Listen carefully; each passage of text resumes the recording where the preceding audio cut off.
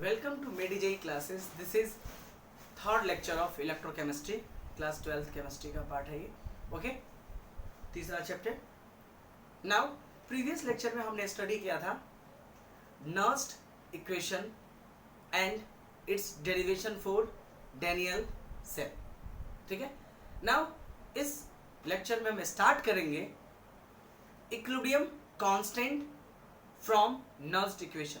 किसी भी इक्वेशन का, किसी भी रिएक्शन का, ठीक है, इक्विलिब्रियम कांस्टेंट कैसे फाइंड करते हैं. ठीक है. इक्विलिब्रियम कांस्टेंट होता है कि आपका प्रोडक्ट अपॉन रिएक्टेंट. पहले ये आपने प्रीवियस लेक्चर में आपने पढ़ रखा है कि a plus B equal to C plus D. What is meaning of equilibrium constant? As is concentration of C, concentration of D upon concentration of A upon concentration of B. This is called the equilibrium constant.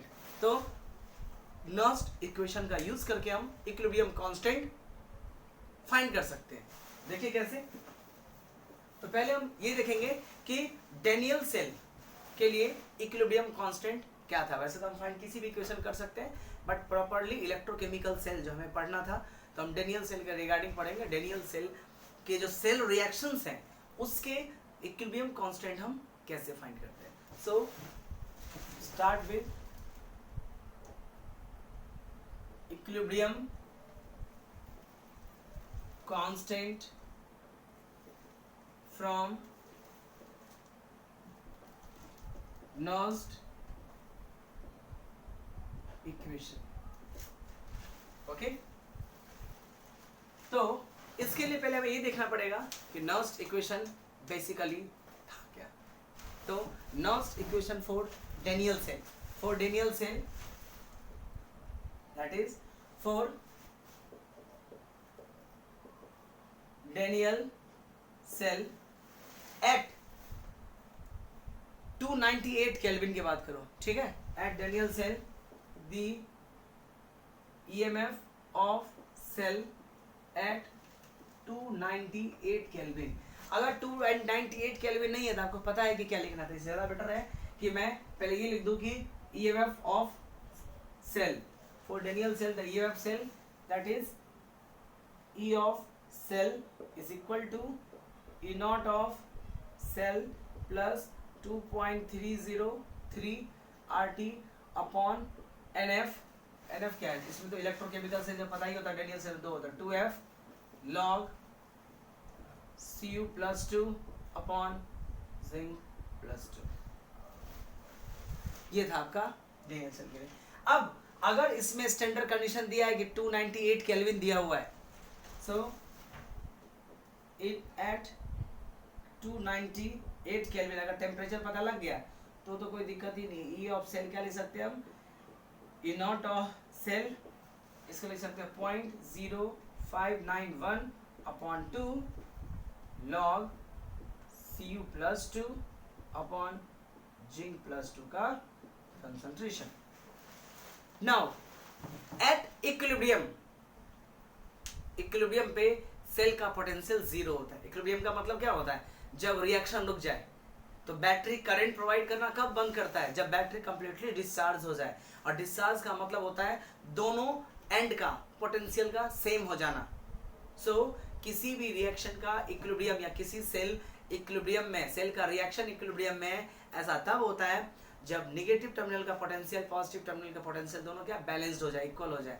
यानी जो anode का potential वो cathode का potential के बराबर हो जाएगा तो फ्लो ऑफ चार्ज क्या हो जाएगा? रुक जाएगा. उस सिचुएशन को हम इक्विलिब्रियम बोलते हैं. सो एट इक्विलिब्रियम कोई केमिकल रिएक्शन परफॉर्म ही नहीं होगा. तो सेल रिएक्शन कितना, सेल ईएमएफ कितना? 0. सो eight equilibrium the cell that is EMF of cell is 0. मतलब हुआ कि E सेल का जो वैल्यू है वो कितना हो जाएगा आपका? 0 हो जाएगा इक्विलिब्रियम कंडीशन में.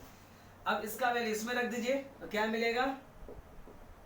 0 is equal to E not of cell, standard EMF of cell plus, sorry यहाँ प्लस सिंबल था, 0.0591 अपॉन 2 log Cu plus 2 का कंसंट्रेशन अपॉन जिंक प्लस 2 का concentration.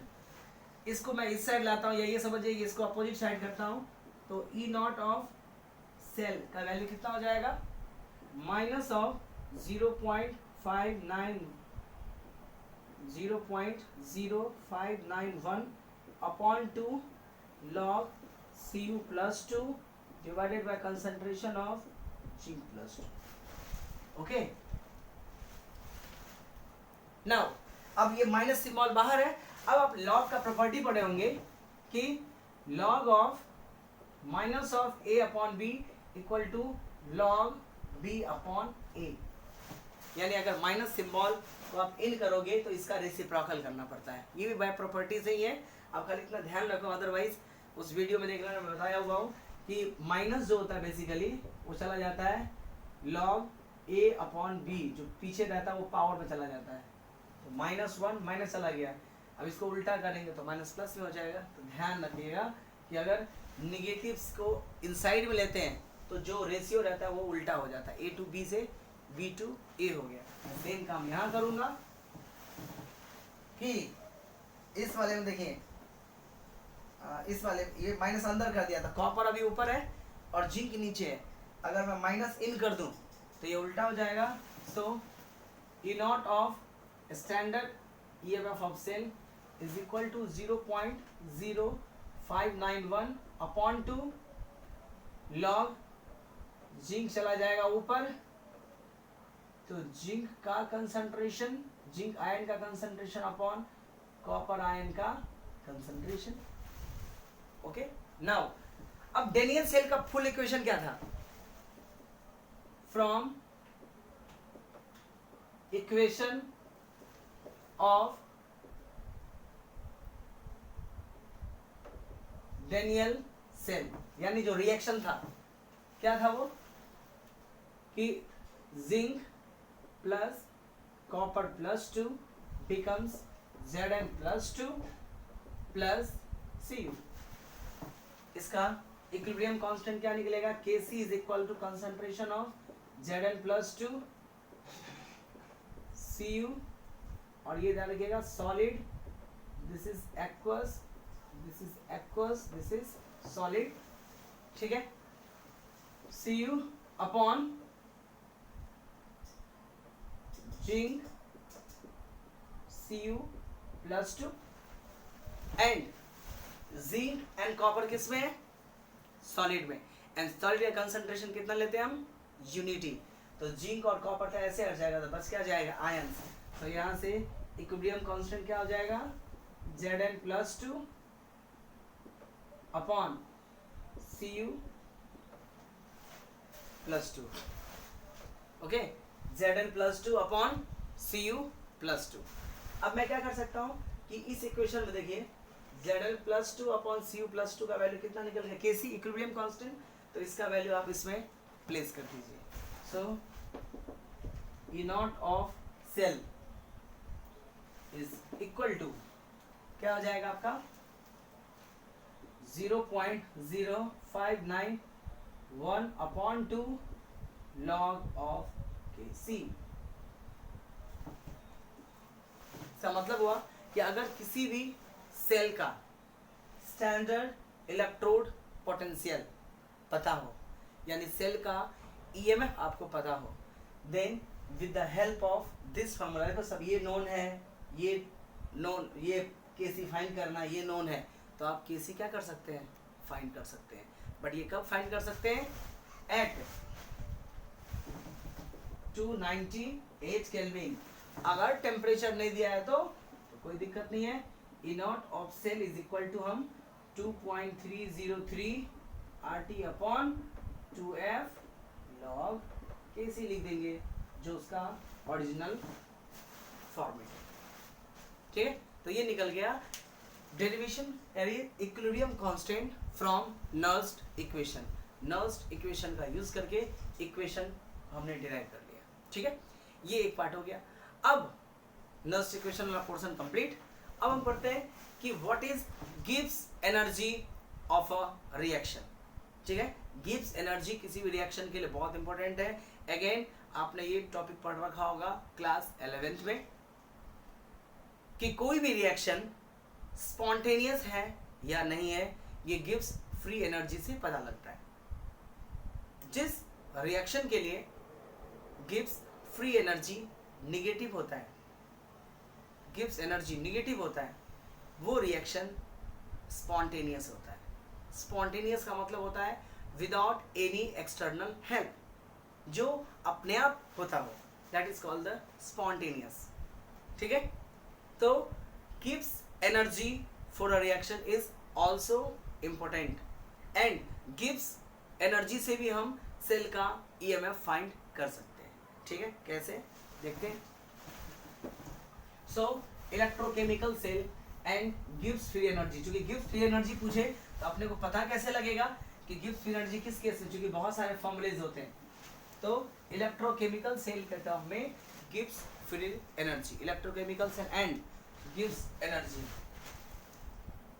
So electrochemical cell and Gibbs energy for a reaction. Okay, now Gibbs free energy को अगर define करना चाहते हो electrochemical cell में, तो इसका डिफिनेशन होता है it is reversible work done by galvanic cell. ठीक है, the reverse work done by galvanic cell, that is Daniell cell, is equal to decrease in Gibbs free energy। इसका मतलब हुआ कि कोई भी रिएक्शन जब परफॉर्म होता है स्पॉन्टेनियसली, तो उसको इनिशिएट करने के लिए एनर्जी तो लूज होगा ना, कोई भी स्टार्ट वर्क करना पड़ेगा, एनर्जी लूज करना पड़ेगा। तो कोई भी रिएक्शन जब परफॉर्म होता है विदाउट एनी एक्सटर्नल एजेंसी, तो वो कुछ ना कुछ अपना एनर्जी को लूज करता है उस चीज़ को इनिशिएट करने के लिए। तो किसी भी रिएक्शन में, ठीक है, ये जो आपका वर्क करना पड़ता है टू स्टार्ट रिएक्शन या एनर्जी को लूज करने के लिए, उसको बोलते हैं हम Gibbs free energy. Electrochemical cell में ये समझिए कि आपने इलेक्ट्रोकेमिकल सेल को चार्ज कर दिया, अब किसी सर्किट से कनेक्ट करेंगे तो ये क्या होगा, डिस्चार्ज होगा। इसका मतलब है कि उसका एनर्जी का वैल्यू क्या हो जाएगा, घटेगा। तो किसी जितना एनर्जी घटेगा वो गिब्स फ्री एनर्जी होता है, यानी वो गिब्स फ्री एनर्जी के बराबर होता है। ठीक है, सो इलेक्ट्रोकेमिकल सेल में वर्क डन कैसे डिफाइंड होता है, the work done is equal to the product of potential and electric charge, यानी जितना चार्ज फ्लो करता है वो into potential difference work done के बराबर होता है। So electrical work done, electrical work done in 1 second is equal to the electric potential multiplied by electric charge which flow। जो चार्ज फ्लो या पास होता है वो इनटू जितना पोटेंशियल डिफरेंस है उसको मल्टीप्लाई कर देंगे तो वर्क डन हो जाएगा। ठीक है, now the work done gives free energy कितना होता है, the work done reverse work done. ठीक है, एक तो वह चार्जिंग किया तो एक गया डिस्चार्ज होगा तो रिएक्शन क्या हो जाएगा, उल्टा हो जाएगा। So the reverse work done by galvanic cell is equal to the decrease in Gibbs energy, यानी जितना भी वह डिस्चार्ज में एनर्जी लूज करेगा वो गिब्स एनर्जी के बराबर हो जाएगा। So the reverse work done, पहले तो ये देखा कि वर्क डन होता क्या, चार्ज इनटू पोटेंशियल, और अब गिब्स फ्री एनर्जी क्या है, एक टाइप का वर्क डन है, तो उसी से निकल जाएगा, फॉर्मूला डिराइव करने में हेल्प करेगा। So reverse work done by galvanic cell, reverse work done by galvanic cell is equal to the decrease in गिव्स फ्री एनर्जी। या अगर सबसे सिंपल तरीका में इलेक्ट्रोकेमिकल सेल में गिव्स एनर्जी समझना हो तो आप ये समझ सकते हैं कि डिस्चार्जिंग में जब कोई सेल डिस्चार्ज होता है, ठीक है, तो डिस्चार्ज होता है तो इसका मतलब क्या होता है, एनर्जी लॉस होता है। तो जितना एनर्जी लूज होता है वो गिव्स एनर्जी होता है किसका, सेल का, ठीक है। अब हम इसका फॉर्मूला डिराइव करते हैं। इसका मतलब ये पता लग गया कि इलेक्ट्रिकल वर्क डन किसके बराबर होता है, charge into potential, and gives free energy है क्या, वर्क डन। इसका मतलब है कि वर्क डन के फॉर्मूला से गिव्स फ्री एनर्जी निकल जाएगा। तो एज्यूम कर दे, तो हम देखिए बात करते हैं वर्क डन का, तो वर्क डन का फॉर्मूला क्या होता है, charge into potential. Normally potential होता है, but in case of cell potential किसके बराबर होता है, ईएमएफ के बराबर होता है, ठीक है। तो एज्यूम कीजिए कि कितना चार्ज फ्लो करेगा। सो लेट NF, F होता है coulomb, N number of holes, let NF amount of charge flows, ठीक है। NF क्यों, क्योंकि F क्या था, 1 मोल इलेक्ट्रॉन पे चार्ज, और मान लेते हैं कि N मोल इलेक्ट्रॉन फ्लो किया, मोल के फॉर्मेट में लेते हैं कि N मोल अगर इलेक्ट्रॉन फ्लो किया, ठीक है, तो क्या आएगा, ठीक है। So if NF amount of charge flows मतलब हुआ N mole of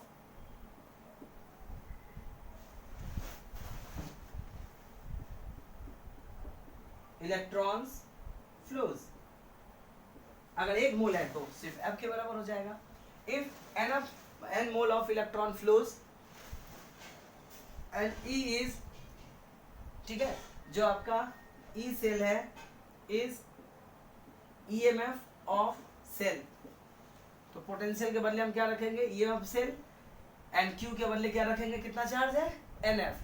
so gives को डेल्टा G से, गिव्स एनर्जी चेंज को हम डेल्टा G से इंडिकेट करते हैं, और ये वैल्यू हो जाएगा NF ऑफ E सेल। क्या आया, वर्क डन के इक्विवेलेंट क्या हो गया, गिव्स एनर्जी चार्ज हो गया minus sorry NF, and V हो गया, इसे निगेटिव सिंबल क्या इंडिकेट करता है कि ये एनर्जी लूज है, डिक्रीज इन एनर्जी है। इसीलिए अब कोई भी एनर्जी अगर लूज करता है तो वो स्पॉन्टेनियस हो सकता है, गेन करने के लिए उसको एनर्जी को सप्लाई करना पड़ेगा। तो जनरली आपने पढ़ा होगा कि जो एक्सोथर्मिक रिएक्शंस हैं वही स्पॉन्टेनियस होता है, बिकॉज ऐसे रिएक्शन में एनर्जी लूज होता है। तो एनर्जी लूज यानी सिस्टम का एनर्जी क्या हो जाएगा, घटेगा। यहाँ बैटरी की बात कर रहे हैं हम सेल का, तो सेल का एनर्जी क्या हो जाएगा आपका, घटेगा। दैट्स वाई यहाँ टर्म आया आपका माइनस NF मतलब Q, और V के बदले में EMF आ गया। Now if concentration of reacting species, मान लीजिए कि ये डेनियल सेल के लिए किसी भी चीज के लिए लिख रहे हैं हम, ठीक है, अगर कंसंट्रेशन यानी सेल में जो इलेक्ट्रोलाइट है, इलेक्ट्रोकेमिकल सेल है तो इलेक्ट्रोलाइट होते ही होते हैं, तो सेल में जो इलेक्ट्रोलाइट है अगर उसका कंसंट्रेशन यूनिटी 1 हो जाए तो सेल का जो EMF है वो क्या कहलाता है, यानी मल्टीप्लाई हो गया E of cell, E of cell is known as standard electrode potential, यानी स्टैंडर्ड सेल पोटेंशियल कहलाता है। So if concentration of electrolytic solution of cell is unity, तो E नॉट ऑफ सेल जो हो जाएगा वो E नॉट ऑफ सेल के बराबर हो जाएगा। तो गिव्स फ्री एनर्जी का फॉर्मूला हो जाएगा minus NF of E of cell. Class 11 redox chapter है, उसके हिसाब से लास्ट का टॉपिक यही है जिसमें आपको ये फॉर्मूला भी पढ़ना है, ये फॉर्मूला वहां पे ही आ जाता है, ठीक है। यानी अब यहाँ से क्या है कि अगर आपको गिब्स एनर्जी चाहिए किसी भी इलेक्ट्रोकेमिकल रिएक्शन का, तो आपको ई नॉट ऑफ सेल पता होना चाहिए। एन एफ तो कांस्टेंट है, नंबर मोल्स है। यानी अगर किसी सेल का, अगर आपको स्टैंडर्ड या सेल का ईएमएफ पता है तो आप बता सकते हैं कि उस सेल का गिब्स एनर्जी कितना होगा, यानी वो एनर्जी अगर लूज करता है तो कितना एनर्जी लूज कर सकता है। ठीक है, that is called the Gibbs energy. ठीक है, ये तो एक पार्ट हुआ। अब जो पार्ट है वो फिजिक्स से रिलेटेड टॉपिक्स हैं केमिस्ट्री का ही, जैसे कंडक्शन है, रेजिस्टेंस है, ये चीज़ें आपको फिजिक्स में भी स्टडी करने को मिलेगा। यहाँ केमिस्ट्री के पॉइंट ऑफ व्यू से पढ़ने का है, वहाँ फिजिक्स के पॉइंट ऑफ व्यू से पढ़ेंगे। अभी हम